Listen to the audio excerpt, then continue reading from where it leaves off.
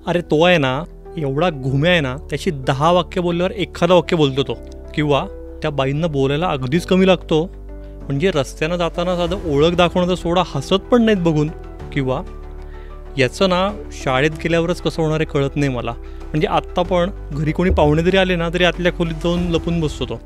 या सगळ्या प्रातिनिधिक उदाहरणांमधून एक गोष्ट तुमच्या लक्षात आली असेल, ती म्हणजे कमालीचा शांत बुजरा स्वभाव. ही स्वभाव वैशिष्ट्य ही इंट्रोवर्ट म्हणजेच अंतर्मुखी व्यक्तींची, लोकांची असतात का? आजच्या स्पर्धेच्या, नेटवर्किंगच्या युगात इंट्रोवर्ट लोकांचा निभाव लागणं अवघड आहे का? आजचं जगच इंट्रोवर्ट लोकांसाठी बनलंच नाही आहे का? दुसरीकडे इंट्रोवर्ट असण्याचे काही फायदेही असतात का? या सगळ्याकडे मानसशास्त्र, सायकोलॉजिस्ट कसं बघतात, या सगळ्याविषयी या एपिसोडमध्ये आपण जाणून घेणार आहोत.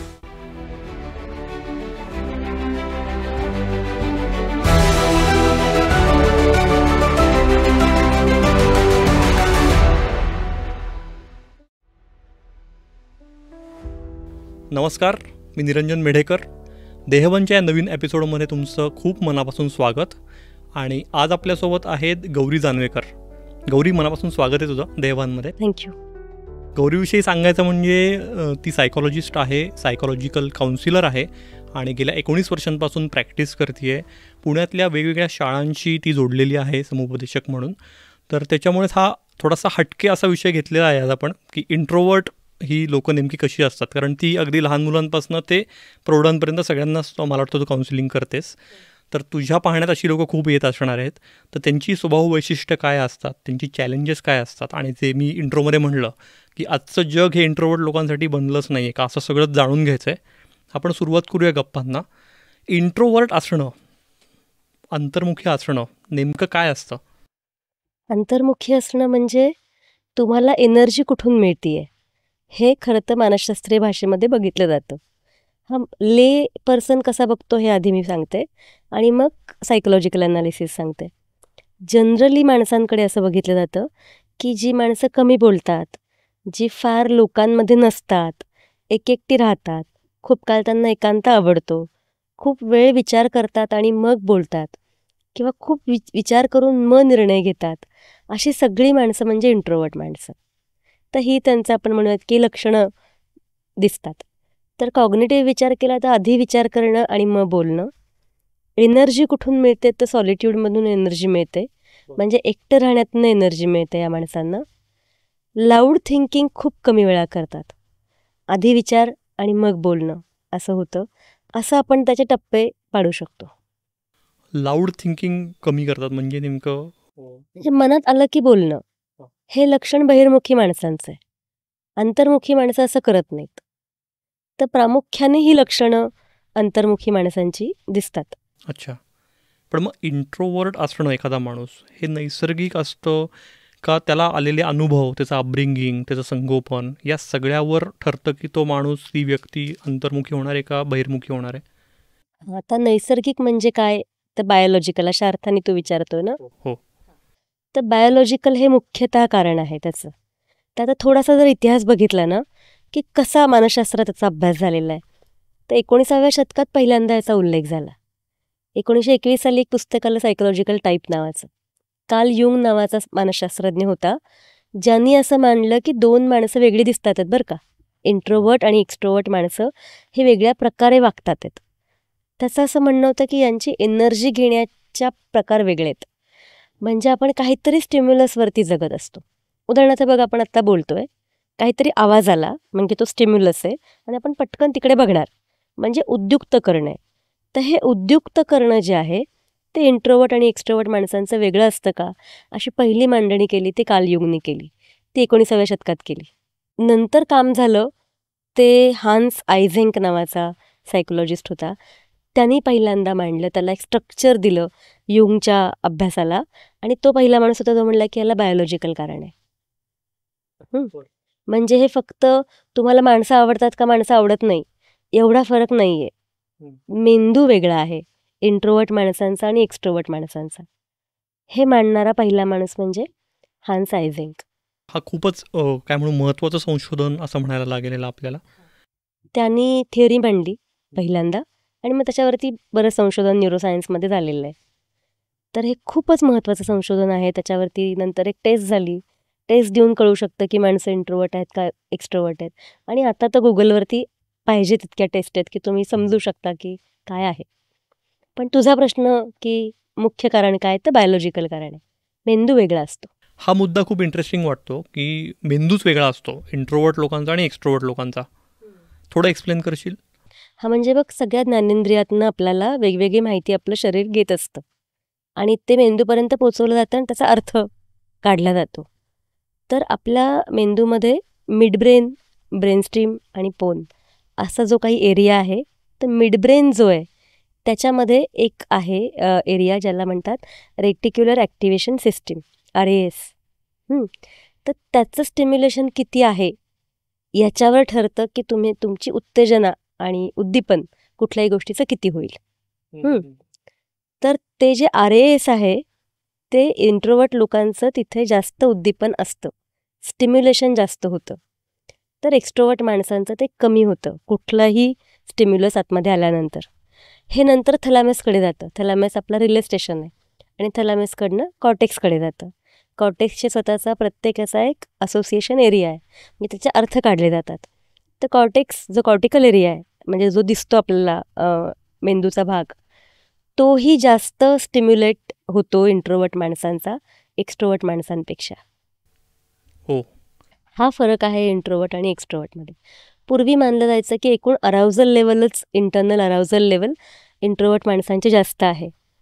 आता असं लक्षात आलं आहे की फक्त अराउझल लेवल नाही, सेन्सिटिव्हिटीसुद्धा इंट्रोवर्ट माणसांची जास्त असते. बरं. कुठल्याही गोष्टीची प्रतिक्रिया ही खूप जलद आणि जास्त पद्धतीने इंट्रोवर्ट ब्रेनमध्ये घडते. आपल्या मेंदूची रचना अशी आहे की केमिकल एनर्जीचं रूपांतर इलेक्ट्रिकल एनर्जीमध्ये होतं आणि मेसेज पास होतो वेगवेगळ्या कॉर्टेक्समध्ये. हे सगळं जे घडतं ते इंट्रोवर्ट ब्रेनमध्ये खूप जास्त घडत असतं प्रत्येक गोष्टीचं. आणि म्हणून हा मेंदू थकतो लवकर. आणि म्हणून 3 माणसांशी 4 माणसांशी दिवसभरात बोलल्यानंतरसुद्धा इंट्रोवर्ट माणसं ड्रेन होतात. हो. याचा अर्थ त्यांना माणसं आवडत नाहीत असं नाही, त्यांना खूप माणसं आवडतात. इंट्रोवर्ट लोक अतिशय प्रेमळ असतात, एम्पॅथेटिक असतात, फक्त ते ड्रेन होतात या सगळ्यामुळे.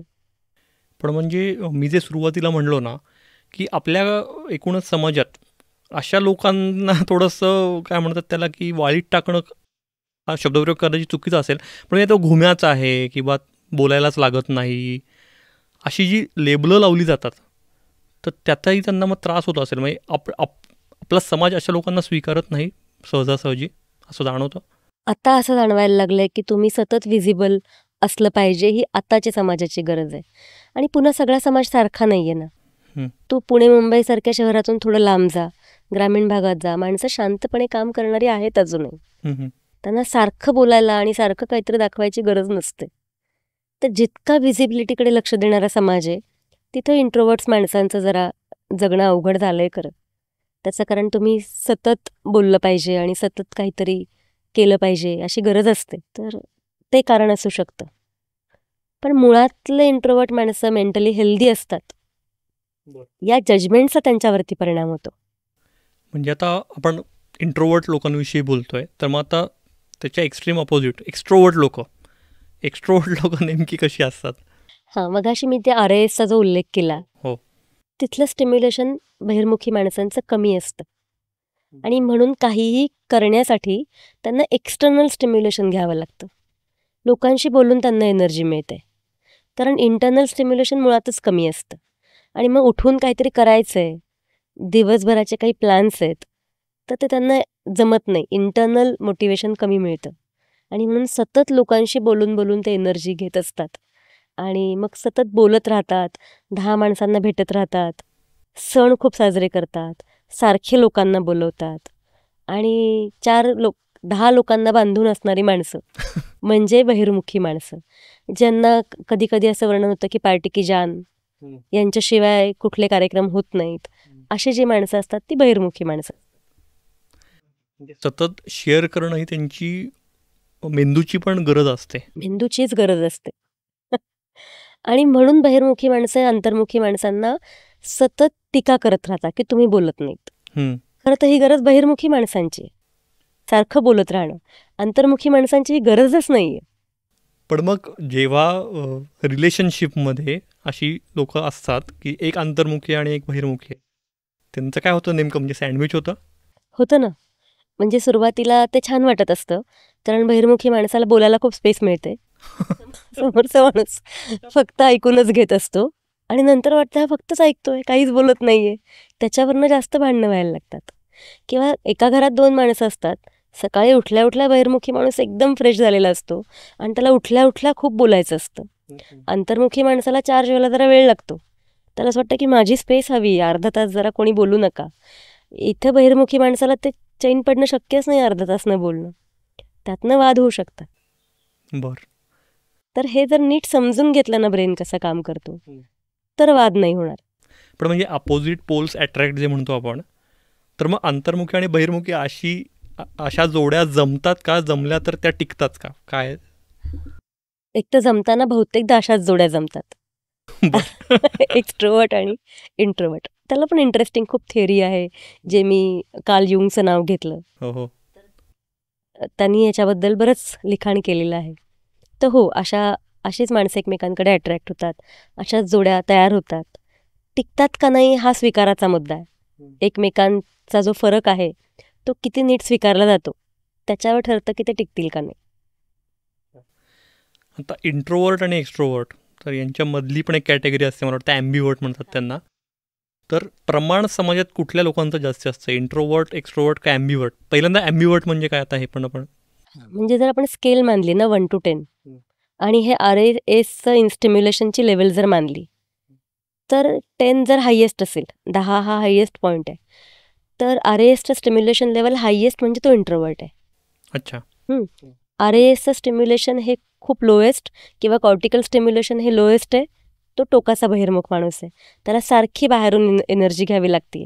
याच्यामध्ये जे असतात की ज्यांना सारखं नाही लागत पण माणसं लागतात, 10 लोकांशी भेटायला बोलायला आवडतं, पण काही काळांनी जरा चार्जिंग स्वतःचं गरजेचं वाटतं, काही काळ एकटे बसून पण काम करू शकतात, अशी माणसंही ॲम्बिवर्ट असतात. आणि समाजात ॲम्बिवर्ट माणसांचंच प्रमाण सगळ्यात जास्त असतं. टोकाचे बहिर्मुख हे अत्यंत लाऊड माणसं होतात. टोकाचे अंतर्मुख हे अत्यंत लोकांना असं वाटतं की अजिबातच लोकांना संपर्क नाही या माणसाचा, अशी वाटतात. ॲम्बिवर्ट माणसं म्हणजे 1 ते 10च्या स्केलमध्ये जे 5, 6, 7 वरती येतात, अशी माणसं समाजात बरीच असतात. अच्छा. परत इंट्रोवर्ट लोकांकडे आपण जर गेलो, तू जसं म्हणलीस की टोकाची जर ते कोशात जगणारे असतील, तर त्यांचं सोशल लाईफ जे अपेक्षित आहे, आता अपेक्षित हे पण चुकीचा शब्दप्रयोग आहे, पण ते विकसित न झाल्यामुळे त्यांना सामाजिक समायोजनात पण अडथळे येतात असं दिसतं.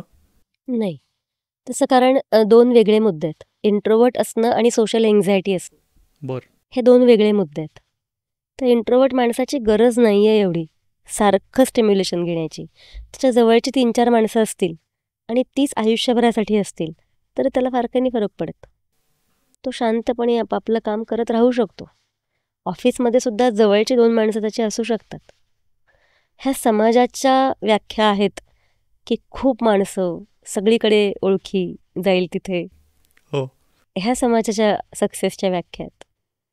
पण अनफॉर्च्युनेटली म्हणजे आजचं कॉर्पोरेट विश्व जरी बघितलं की नाही का, म्हणजे तो ऑफिस गॉसिप्समध्ये इन्व्हॉल्व नसणार इंट्रोवर्ट जो आहे तो, किंवा ऑफिस पॉलिटिक्सची त्याला घेणं देणं नसणार. मी बरं माझं काम बरं, म्हणजे त्या कामाच्या निमित्ताने जे सोशल नेटवर्किंग आहे ते तो कदाचित करत असेल, कारण काय म्हणू की ती गरज आहे त्या प्रोफेशनची म्हणून, पण अदरवाईज तो फार त्या ह्याच्यात नसतो. तर अशी माणसं मग मागे पडतात असं काही? हा गैरसमज आहे की इंट्रोवर्ट माणसं गॉसिपिंगमध्ये नसतात. म्हणजे प्रत्येक इंट्रोवर्ट माणूस हा इमोशनली इव्हॉल्व्ड असतो असं काही नाही आहे. त्याला गॉसिपिंग आवडतं, फक्त त्याचं जे काही नेटवर्क आहे ते कमी असतं, त्याचं प्रमाण कमी आहे. एक्स्ट्रोवर्ट माणूस जितकं करेल तितकं इंट्रोवर्ट माणूस नाही करणार. हां, पण 10 लोकांशी बोलून जे काही फायदे मिळतात, आता खरंच प्रश्न आहे की ते फायदे इंट्रोवर्टला हवे असतात का? पण 10 लोकांशी बोलून, खूप नेटवर्क असून जे काही फायदे मिळतात त्याच्यापासून ते वंचित राहतात. यूट्यूबने अलीकडेच एक इंटरेस्टिंग फीचर आणलं आहे, ते म्हणजे हाईप. तर तुम्हाला कमेंटच्या इथेच हाईप हे पण एक टॅब दिसेल. जर तुम्ही हाईप केलात आणि जर तुम्हाला हा एपिसोड आवडला असेल तर तुम्ही हाईप केल्यामुळे तुमच्यामुळे आणखी काही 100 किंवा 1000 लोकांपर्यंत हा व्हिडिओ जाणार आहे, हा पॉडकास्ट जाणार आहे. त्यामुळे हाईप पण नक्की करा. तसंच देहबान या आपल्या चॅनलला मेंबर्सही वाढत आहेत, मेंबरशिप घेत आहेत. तर त्या सगळ्या मेंबर्सचे नव्याने ॲड झालेल्या मनापासून आभार. तसंच तुम्हालाही जर आम्हाला सपोर्ट करायचा असेल तर तुम्ही मेंबरशिप घेण्याचा नक्की विचार करू शकता. गौरी, आपण पुढे जाऊया. थोडासा पालकांच्या दृष्टीने विचार केला तर म्हणजे आता मुलं जरी बघितली आपण तर आजची काय पुढची सगळीच पिढी स्मार्टच आहे. आणि मग माझं मूल जर शांत आहे तर मग ते स्टेजवर चमकत नाही आहे, ते काय नाचात भाग घेत नाही आहे, ते वक्तृत्व स्पर्धेत नाही आहे, त्यामुळे ते मागे पडेल आणि मग त्याचा निभाव कसा लागेल उद्याच्या स्पर्धेच्या युगात, असा प्रश्न अनेक पालकांना भेडसावत असतो. म्हणजे मी ती पालक म्हणून एन्झायटी समजून घेऊ शकते. कारण आता सगळं जे दाखवायचं जग झालंय त्यात माझं मूल मागं पडलं तर काय, जर ते बोलतच नाहीये तर. आणि एकूणच मुळातला आवाज जर आता इतका लाऊड आहे आजूबाजूला, त्यात माझं मूल जितका आवश्यक आहे तितकाही त्याचा आवाज पोचत नाहीये किंवा तिचा आवाज पोचत नाहीये, तर ही मी एन्झायटी समजू शकते. पण त्याच्याबद्दल न्यूनगंड देऊन खरंच त्याचा फायदा होईल का, हा प्रश्न विचारला पाहिजे. आणि खरंच सतत प्रत्येक ठिकाणी व्हिजिबल असणारी माणसं पूर्णपणे खरंच आनंदी असतात का, हाही प्रश्न विचारला पाहिजे. मूल जर शांतपणे फोकस त्याचा असून जर ते काम करत असेल तर खरंच ते सतत दिसलंच पाहिजे का. तर मी पुन्हा म्हणते, इंट्रोव्हर्जन आणि सोशल एन्झायटी याच्यामध्ये फरक करूयात.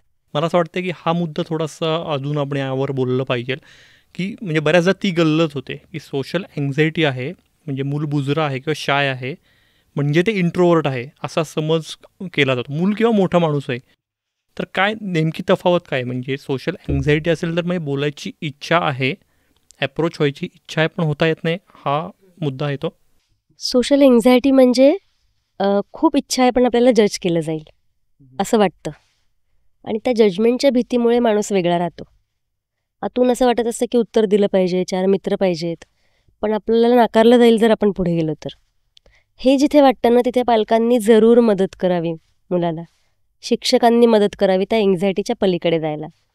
लक्षणं कशी दिसतात, मूल जेव्हा शाळेमध्ये येतं तेव्हा त्याला सिलेक्टिव्ह म्युटेशन यायला लागतं. म्हणजे घरी खूप बडबडतो पण शाळेमध्ये अजिबातच बोलत नाही, ही सोशल एन्झायटी. इंट्रोवर्ट माणूस सगळीकडे इंट्रोवर्ट असेल, सोशली अँक्शस किंवा ऑकवर्ड माणूस नेहमीच्या ठिकाणी एकदम दादा असतो.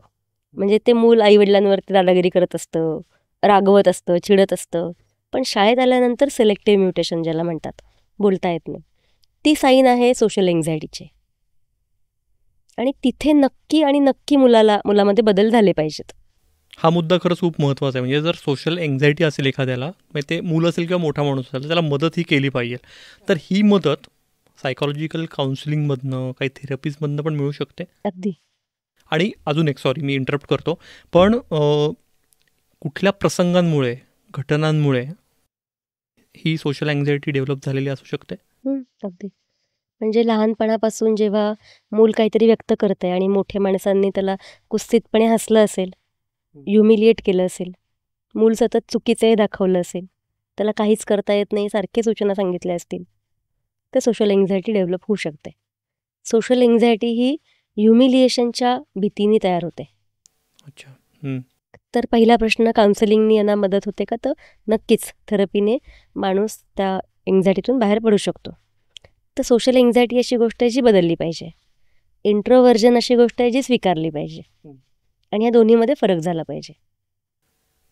म्हणजे तू म्हणतेस तसं हे आता तपासणं, तू म्हणतेस त्याच्यावरनं सोपं होऊ शकतं कदाचित आपल्या सगळ्याच प्रेक्षकांना, श्रोत्यांना, की आपल्या सहवासातला माणूस, मूल असेल ना तर मोठं, त्या सोशल एन्झायटीमुळे ते सिलेक्टिव्ह म्यूट झालं आहे ते, का तो इंट्रोवर्ट आहे. सामाजिकदृष्ट्या जेव्हा चिंताग्रस्त मूल असतं त्यावेळेला लोक आपल्याला काहीतरी नकारात्मक टीका करतील. बेसिकली टीकेची जी काही भीती असते ती मुलामध्ये असते. आपण जे बोलतो त्याच्याबद्दल काहीतरी बोललं जाईल, आपल्यावरती हसलं जाईल, ही भीती ही सामाजिक चिंतेमध्ये असते. अंतर्मुखी माणूस हे चिंताग्रस्त नसतं, ते शांत असतं, आतून अत्यंत स्वच्छ असू शकतं. तू कारण जे विचारलंस, का सामाजिक चिंता तयार होते? तर जिथे जिथे माणसाला कुस्तीतपणे लहानपणी हसलेलं असतं, त्यांनी काहीतरी व्यक्त केलेलं असतं, त्याच्यावर चेष्टा केलेली असते, किंवा मूल कसं चुकीचं आहे हे सतत सांगितलेलं असतं, हे जेव्हा सांगतं तेव्हा मुलाला असं वाटायला लागतं की आपल्यात काहीतरी चूक आहे, आणि मग आपण बोललो म्हणजे आपल्याला हा सगळा अनुभव पुन्हा येईल. तर कुचेष्टेची भीती हे सामाजिक चिंतेच्या पाठीमागचं मुख्य कारण आहे. आणि खूपदा मुळातल्या इंट्रोवर्ट माणसाला किंवा अंतर्मुख माणसाला ही भीती नसते, पण सतत लोकांनी टीका करून करून त्याला वाटायला लागतं की म्हणजे आपल्यामध्ये काहीतरी गडबड आहे, आणि त्यातनं सामाजिक चिंतेला सुरुवात होऊ शकते, जी मुळातली नव्हती. तर यात फरक केला पाहिजे. बरोबर. थोडक्यात चिंता असणं, अँझायटी असणं हे स्वभाव वैशिष्ट्य जसं असू शकतं, तसंच तो मूळचा अंतर्मुख माणूस आहे, पण सतत त्याला टोचून बोलल्यामुळे पण त्याच्यातही ती अँझायटी डेव्हलप होऊ शकते. हो. अंतर्मुखी माणसांबद्दल असंही एक सर्रास विधान केलं जातं की हे काहीच बोलत नाहीत, त्याच्यामुळे त्यांच्याबद्दल गैरसमज होतात. म्हणजे जिथे स्पष्टीकरण देणं गरजेचं आहे तिथंही ते देत नाहीत, आणि त्याच्यामुळे त्यांच्याबद्दल गैरसमज होतात. तर याच्याशी नेमकं या अंतर्मुखी इंट्रोवर्ट लोकांनी कसं याकडे बघितलं पाहिजे, किंवा याच्यावर काही उपाय त्यांनी केले पाहिजेत का? मुळातच माणसाला दुसऱ्या माणसांबद्दल जेव्हा माहिती कळते ना, तेव्हा त्याला सुरक्षित वाटत असतं, कारण अंदाज घेता येतो की आता ही व्यक्ती कशी आहे. म्हणजे निरंजनबद्दल निरंजनच स्वतः जेव्हा सांगायला लागतो तेव्हा मला अंदाज येतो की ह्या माणसाशी कसं वागायचंय. जेव्हा तो अंदाज येत नाही तेव्हा समोरच्या माणसांना गडबड वाटायला लागते की म्हणजे मी नेमकं काय विचार करायचा या व्यक्तीचा, आणि म्हणून गैरसमज होतात. तर पुन्हा ही गरज अंतर्मुखी माणसांची नाहीये. तर ठीक आहे, गैरसमज झाले तरी चालतील, मला ताण नाही घ्यायचा आहे, माझ्या जवळच्या माणसांना माहिती ना मी कसा आहे किंवा कशी आहे, तर ते इनफ आहे. असं वाटत असेल तर हा मुद्दा सोडून द्यायची गरज आहे. पण आपण खरंच इतकं कमी बोलतोय का ज्याच्यामुळे गैरसमज होत आहेत आणि त्यांनी आपल्याला परिणाम भोगावे लागतात? असं जर होत असेल तर मग काही प्रमाणात थोडे कष्ट घेऊन इंट्रोवर्ट माणसांनी बोललं तर आयुष्य सोपं होऊ शकतं. पण इतरांचं मनोरंजन करण्याची जबाबदारी आपली नाही आहे ना, तर त्याच्याबद्दलची स्वस्थता येणं. थोडं आत्ता जर सोशल मीडियाचा सगळा आपण युग बघितलं तर ते सतत काहीतरी शेअर करायचं आहे, सतत काहीतरी दाखवायचं आहे जगाला, जवळच्या लोकांना. तर या ह्याच्यात इंट्रोवर्ट लोक, अंतर्मुखी लोक कुठे असतात नेमकी? म्हणजे ते सहभागी होतात, होत नाहीत का? मग ते त्यातनंही माध्यम अशी निवडतात की कदाचित मग ते पोस्ट लिहितील फोटो शेअर करण्यापेक्षा किंवा व्हिडिओ शेअर करण्यापेक्षा, अशी काही लक्षणं दिसतात. मग किंवा खूपच प्रश्न विचारतोय मी, पण या सोशल मीडियामुळे तुमच्या मेंदूची रचना बदलते, न्यूरोप्लास्टिक चेंजेस होतात असं जे एक म्हणलं जातं, तर त्याचाही इंट्रोवर्ट लोकांवर काय परिणाम होतो नेमका त्यांच्या ब्रेनवर? असा नाही परिणाम होत. म्हणजे न्यूरोप्लास्टिसिटीमुळे अंतर्मुख माणूस बहिर्मुख झालाय असं नाही होत. अंतर्मुख माणूस हा अंतर्मुखच असतो, तो टाईप आहे व्यक्तिमत्वाचा. म्हणजे जर तुझे डोळे भुरे असतील तर ते आयुष्यभर भुरेच राहणार ना, तसा तो फरक आहे. पण आपण असं नाही म्हणत की काळे डोळ्यांची माणसं नॉर्मल आणि भुऱ्या डोळ्यांची काहीतरी करा त्यांना, असं नाही म्हणत आपण. तसंच आहे हे. मग सोशल मीडियाचा वापर हे माणसं कशी करतात? मला खूप असं वाटतं सोशल मीडिया ही ज्यांना सोशल एन्झायटी आहे त्यांच्यासाठी खूप सोपा मार्ग झाला आहे की 10 लोकांसमोर जाण्यापेक्षा मी सोशल मीडियातून व्यक्त होते. डायरेक्ट जजमेंट नाही येत. तर सोशल एन्झायटीसाठी सोशल मीडियाचा उपयोग खूप चांगला होतो. तो हेल्दी असतो का हा वेगळा मार्ग आहे, पण उपयोग होतो. तू सांगतेस त्याच्यावरनं उलटं थोडंसं दिसते की ज्यांना ती चिंता आहे सामाजिक काय म्हणू आपण मिसळण्याची, ते थोडा जास्ती आधार सोशल मीडियाचा घेतात असं जाणवतं कुठेतरी. म्हणजे तू बघ की आत्ता टीनेजर्स जे आहेत ना, किशोरवयीन मुलं, ते बहुतेकदा म्हणतात की चॅट करणं सोपं वाटतं, समोर जाऊन बोलणं नको, किंवा मेसेजेस जे एकमेकांना सांगायचेत, भावना ज्या व्यक्त करायच्यात त्या सोशल मीडिया थ्रू बऱ्या वाटतात. समोर गेलं की जजमेंटची भीती वाटते. तर एन्झायटीच्या माध्यमातून सोशल मीडिया उपयोगी जास्त आहे अंतर्मुख माणसापेक्षा. खूपच इंटरेस्टिंग मुद्दे तू सांगतेस आणि त्यातनं अनेक गैरसमज दूर होत आहेत. मला खात्री आहे की आपल्या सगळ्या प्रेक्षकांचे श्रोत्यांचेही होत असतील. तुम्हाला आत्तापर्यंतचा हा एपिसोड कसा वाटतोय आम्हाला नक्की कमेंटद्वारे सांगा. आणि तसंच तुमचा स्वतःचा व्यक्तिमत्वाचा प्रकार कुठला आहे, तुम्ही अंतर्मुखी आहात, बहिर्मुखी आहात का ॲम्बिवर्ट आहात, तेही आम्हाला नक्की सांगा. पुढे जाऊया आपण की अंतर्मुखी व्यक्तींबाबत त्यांचा सेल्फ टॉक जास्ती असतो, स्वसंवाद जास्ती असतो आणि तसा तो असणं हे हेल्दी असण्याचं लक्षण आहे नाही आहे कसं? सेल्फ टॉक कसा आहे याच्यावरती तो ठरतो की हेल्दी आहे का अनहेल्दी आहे. म्हणजे सेल्फ टॉकमधनं ज्या काही भावना तयार होत असतात त्या आपल्यावरती परिणाम करत असतात.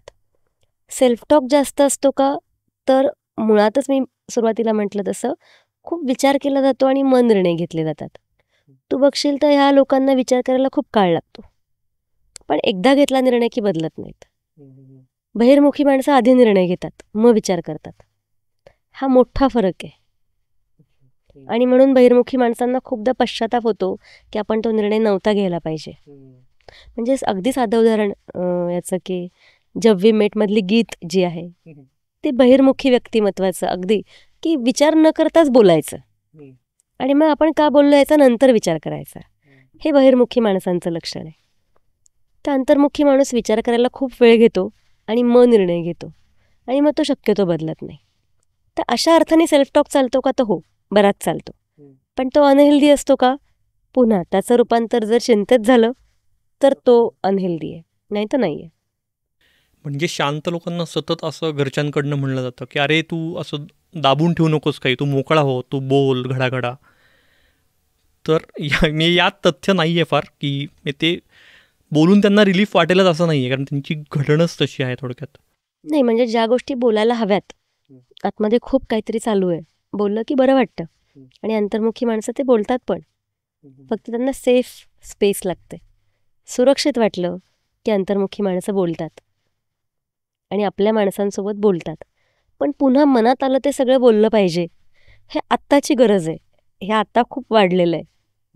मला असं वाटतं हे ओव्हर कम्युनिकेशन झालेलं आहे सततचं.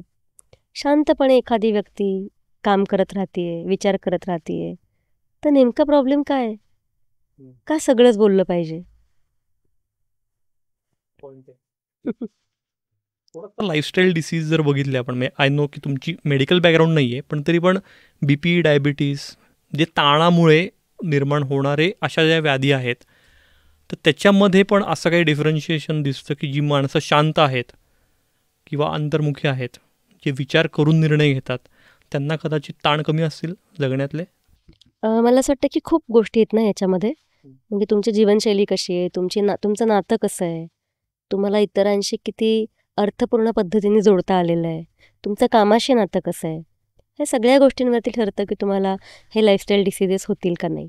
असं खूप इंट्रोवर्जन आणि एक्स्ट्रोवर्जनमधनं नाही सांगता येणार की याचा काही संबंध आहे का. या एपिसोडच्या आधी जे आपलं डिस्कशन झालं, तर त्यात तू एक खूप काय म्हणू त्याला की विधान असं केलेलंस की या जगाचं जे काही भलं झालं किंवा होत आहे ते इंट्रोवर्ट लोकांमुळे होत आहे. इतकी ताकद आहे इंट्रोवर्ट लोकांमध्ये, म्हणजे कसं सांगशील तू हे? एखादं संशोधन करायचं आहे, तुम्हाला तासनतास एकटं बसून शांतपणे विचार करून तिथपर्यंत पोचायचं असतं. कुठलाही म्हणजे अगदी मला खूप असं वाटतं की लेणी जी तयार झालेली आहेत, तासनतास एक माणूस बसतोय आणि लेण्यांवरती काम करतोय, किंवा कुठल्याही विचार मांडायचा आहे, पुस्तक लिहायचं आहे, याला जो काही फोकस आणि कॉन्सन्ट्रेशन लागतं ते इंट्रोवर्ट माणसांकडे जास्त असतं. ते करू शकतात. आणि म्हणून मला खूप असं वाटतं की जे काही चांगलं घडतंय, अर्थात मला असं नाही म्हणायचं की बहिर्मुखी माणसं काही चांगलं घडवत नाहीत. ह्युमन रिलेशनमध्ये बहिर्मुखी माणसं खूप चांगली असतात. मानवी नाती, खूप लोकांपर्यंत पोहोचणं, ह्या सगळ्यामध्ये, किंवा जिथे 10 लोकांना एकत्र घेऊन काम करायचंय ती बहिर्मुखी माणूस करू शकतो. पण जिथे एक सलग बसून काहीतरी काम करायचंय, ज्याला एक फोकसची गरज आहे, अशा अर्थाने मला वाटतं की जगाचं भलं जे केलंय ते अंतर्मुखी माणसांनी जास्त केलंय. हा माझा बायस असू शकतो, पण मला असं वाटतं. ओके. एकूणच म्हणजे पालकांनी, शिक्षकांनी, समाजानेच अंतर्मुखी माणसांकडे आणखी संवेदनशीलतेने बघायला पाहिजे असं वाटतं तुला? मला असं वाटतं की याचा टोन काय याच्यावरती खूप ठरतं. एखाद्या गोष्टीकडे संवेदनशीलतेने बघितलं पाहिजे. याला बहुतेकदा अंडर करंट असा असतो की म्हणजे तिथे काहीतरी प्रॉब्लेम आहे, तर तुम्ही संवेदनशीलतेने बघा. मला वाटतं की समाजाने फक्त अभ्यास करायची गरज आहे आणि स्वीकारायची गरज आहे. अशा अर्थाने जर तू म्हणशील संवेदनशीलतेने बघायची गरज आहे, तर हो, गरज आहे. पण काहीतरी कमी आहे आणि म्हणून संवेदनशीलतेने बघा, असा टोन जर अपेक्षित असेल तर तसं नाही आहे. मला असं वाटतं की आज आपण जे बोललो आहे, जे अभ्यास सांगितलेत, ते नुसते केले ना तरी हे समजू शकेल की अंतर्मुखी व्यक्तिमत्व बदलण्याची गरज नाही आहे. बरोबर. गौरी, आता थोडंसं आपल्याला जेंडर स्पेसिफिक आपल्याला बोलता आलं तर, म्हणजे बायका म्हणल्यावर त्या घराला धरून राहणाऱ्या असणार आणि त्यांची सगळ्या नातीगोती सगळं ते घेऊन घर पुढे नेणाऱ्या असणार. अशा वेळेला जर ती स्त्री, ती बाई ही जर अंतर्मुखी असेल तर तिला स्वीकारलंच जात नाही त्या घराकडनं. आपल्या समाजातच ते खूप अवघड जातं. जसं मी म्हटलं तसं अंतर्मुखी माणूस हा खूप खूप सलग बोलून म्हणजे 1 तासाच्या चर्चेने तो ड्रेन होतो. त्याला एकटा वेळ लागतो स्वतःला चार्ज करण्यासाठी. हे अपेक्षित नसतं ना स्त्रीकडनं. म्हणजे बघ की सण आहे मोठा आणि सगळे नातेवाईक आलेले आहेत आणि स्त्री एकटी जाऊन तिच्या रूममध्ये बसली थोडा वेळ, तर तिच्याकडे कसं बघितलं जाईल? तिला बहुतेकदा माणूसगाणी म्हणून बघितलं जाईल किंवा हिला माणसं नको असतं तसं बघितलं जाईल. तर हा जो जेंडर रोल आहे की तिने माणसं धरून राहणं, नातेवाईकांना धरून राहणं, आल्या गेल्याचं करणं, अर्थात अंतर्मुखी माणसांना हे आवडतं, बायकांनासुद्धा. पण जेंडर स्पेसिफिक बोललं तर अंतर्मुखी असणं हे पुरुषाला परवडतं, बाईला सामाजिकदृष्ट्या परवडत नाही. म्हणजे 4 लोक आले आणि पुरुष आतमध्ये काम करतोय असं म्हटलं तर हे स्वीकारलं जातं की अच्छा त्याचं काम चालू असेल बरं का, बाकी चहापाणी करणारी बाई आहे, बोलणारी, गप्पा मारणारी. उलटा विचार कर, 10 माणसं घरी आली आहे आणि आतमध्ये बाई शांतपणे बसली आहे, येत नाही आहे बाहेर, तर ते कसं बघितलं जाईल? तर हो, इंट्रोवर्ट बायकांना स्वीकारायला समाजाला जड जातं. आणि मग ह्याच्यावर उपाय काय? म्हणजे हा अगदीच बेसिक प्रश्न झाला, पण म्हणजे नेमकं मग यात त्या घराची भूमिका कशी महत्त्वाची ठरते? म्हणजे 4 लोक आली आहेत तुमच्याकडे, तर घरच्यांनी पण सांगणं ही जबाबदारी आहे की नाही बाबा तिला थोडंसं तिची स्पेस लागते? म्हणजे इतकं सगळं स्पष्ट नाही सांगितलं तरी त्या वेळा ज्या असतात ना, खूप वेळ जर येणार आहेत, 1 तासाने मग तिची स्पेस मिळणं, जरा तिला छान वाटलं की ती परत येऊन सहभागी होणारच आहेत. तोपर्यंत इतर लोकांनी तसंही मला असं वाटतं की पुन्हा जेंडर रोल इतके पक्के असावेत का, हे वेगळं डिस्कशन होऊ शकतं. पण तू आत्ता हा प्रश्न विचारला, याच्यामध्ये इतरांचाही सहभाग असणं किंवा कमी वेळासाठी कुठलं इंटरॅक्शन असणं, अशा मॅनेजमेंटच्या ह्या गोष्टी करू शकतो. किंवा आणखी एक मुद्दा येतो की लहानपणापासून ती व्यक्ती अंतर्मुखी असो अथवा बहिर्मुखी असो, ती जॉईंट फॅमिलीत राहिली आहे, एकत्र कुटुंबात राहिली आहे का विभक्त कुटुंबात राहिली आहे, ह्याच्यावरनं पण रोजचा त्या व्यक्तीचा किती लोकांशी बोलणं आहे, सहवास आहे, ह्याच्यावरनं पण या गोष्टी सोप्या अवघड होतात. मी थोडं एक्सप्लेन करते. इथे थोडीशी अशी गडबड होते की मग इंट्रोवर्ट माणसांना आजूबाजूला पण माणसं नको असतात का? खरं तर अंतर्मुखी माणसांना आजूबाजूला खूप माणसं लागतात. हवी म्हणजे असले तर छान असं वाटतं, फक्त माझ्याशी बोलू नका. तुमची तुमची तुमची तुमची तुमची कामं चालू राहू द्यात, आजूबाजूला राहा, मला खूप बरं वाटतं, असं इंट्रोवर्ट माणसं अनेकदा म्हणतात की घरी माणसं आलेली मला खूप आवडतात, पण त्यांनी माझ्याशी सतत बोलून नये, माझी कामं चालू राहू देत. एक खूप मस्त वर्णन मी मध्ये वाचलं होतं की please come to my home but don't enter in my room. तर हा गैरसमज आहे की इंट्रोवर्ट माणसांना माणसं नको असतात. अगदी जॉईंट फॅमिलीमध्ये सुद्धा खूप त्यांना आवडतं, माणसं आलेली आवडतात, सण केलेले आवडतात, गेट टुगेदर आवडतात, पण सेंटर ऑफ अटेन्शन मला ठेवू नका, मी तुमचा भाग होईल. आणि इंट्रोवर्ट लोकांचं पण असं असतं की त्यांचं जे इनर सर्कल आहे, जे आपण म्हणलो की 2-3 लोक जवळची असतात, त्यांच्यासोबत ते तासंतास गप्पा मारू शकतात का त्यांच्यासोबत पण त्यांना इतकं बोलणं नकोच असतं? अत्यंत जवळच्या माणसाशी सुद्धा जास्तीत जास्त सलग 1 तास बोलणं, सलग 1 तास, मग ब्रेक, मग पुन्हा ही व्यक्ती बोलू शकते. पण अत्यंत अर्थपूर्ण नाती जोडू शकतात, कारण त्यांना क्वालिटी फार महत्त्वाची असते क्वांटिटीपेक्षा. जगनमित्र असं वर्णन तू इंट्रोवर्ट माणसाचं कधीच करू शकत नाही. पण जी असतील ती अत्यंत अर्थपूर्ण नाती असतील. तू आतलंच जग जर बघितलं, ब्रेन बघितला, तर खूप क्रिएटिव्ह आणि कलरफुल असतो. तर तो कधीतरी असा उलगडून बघता यावा आणि तितकी स्पेस बहिर्मुखी माणसांनी द्यावी. इतकं ते आतलं जग हे छान असतं. वा. तर ते समजून घेतलं तर खूप जड नाही जाणार. जिथनं आपण या सगळ्या चर्चेची सुरुवात केलेली तिथंच येऊया परत, की मग जे तू म्हणतेस की आतलं जग अंतर्मुखी माणसांचं एक खूप रंगीबेरंगी असतं, पण दुसरीकडे आजचं जग हे कुठेतरी बहिर्मुखीच लोकांनी काबीज केलं आहे का, असा कुठेतरी संभ्रमाचं वातावरण दिसतंय. तर मग आजचं जग नाही आहे इंट्रोवर्ट लोकांसाठी? हा प्रश्न खूप अवघड आहे खरं तर. म्हणजे मला असं नाही वाटत की आजचं जग इंट्रोवर्ट माणसांसाठी नाही आहे. मला असं वाटतं की जो केऑस निर्माण केला ना सगळ्या, किंवा अ, सगळा कम्युनिकेशनचा जो गोंधळ झालेला आहे ना, तो कमी करायची गरज आहे. मला असं वाटतं की ओव्हर कम्युनिकेशन हा आत्ताचा प्रॉब्लेम आहे, तो कमी करायची गरज आहे. तर मग हे जग कायमच इंट्रोवर्ट माणसांचं होतंच जितकं एक्स्ट्रोवर्ट माणसांचं आहे. गौरी, तू आलीस आणि या वेगळ्या विषयावर आपण चर्चा केली आणि यातनं खरंच खूप नवीन पैलू. सगळ्यात मुख्य मला मिळालेला टेकअवे म्हणजे की इंट्रोवर्ट असणं, अंतर्मुखी असणं आणि सोशल अँझायटी असणं, चिंता असणं, या 2 वेगळ्या गोष्टी आहेत. आणि जर ती चिंता असेल तर त्यावर मात करून तो माणूस, ती व्यक्ती, ते मूल हे मिसळू शकतं. आणि त्यासाठी आज अनेक सायकोलॉजिकल ट्रीटमेंट्स, मानसशास्त्रीय उपचार हे उपलब्ध आहेत. आणि अजून एक, इंट्रोव्हर्जन ही बदलायची गोष्ट नाही आहे. सोशल एन्झायटी ही बदलायची गोष्ट आहे. इंट्रोव्हर्जन ही स्वीकारायची गोष्ट आहे. तू आलीस, खरंच तुझे मनापासून आभार. Thank you so much. तुम्हालाही सगळ्यांना हा एपिसोड कसा वाटला आम्हाला नक्की सांगा. आणि जसं मी मगाशी म्हणलेलो तसं आणखी असे कुठले वेगळे विषय, हटके विषय आपण देहबानमध्ये घ्यायला पाहिजेत आवर्जून, तेही आम्हाला कमेंट्समध्ये नक्की कळवा. जाता जाता आपलं एक नेहमीचंच आवाहन आहे तुम्हाला सगळ्यांना, की अजून जर तुम्ही देहबान हा आपला चॅनल सबस्क्राईब केला नसेल तर नक्की करा. कारण व्ह्यूजच्या वाढत्या आकड्यावरनं आम्हाला हे जाणवते की तुम्ही बघताय व्हिडिओज पण अजून सबस्क्राईब केलेलं नाही आहे. तर सबस्क्राईब नक्की करा. तसंच हा एपिसोड आवडला असेल तर तुमच्या सर्कलमध्ये, एस्पेशली तुमच्या सर्कलमध्ये इंट्रोवर्ट्स जे असतील त्यांना नक्की शेअर करा. त्यांनाही नक्की फायदा होईल आणि तुम्हालाही त्यांना जाणून घ्यायला अजून सोपं जाईल.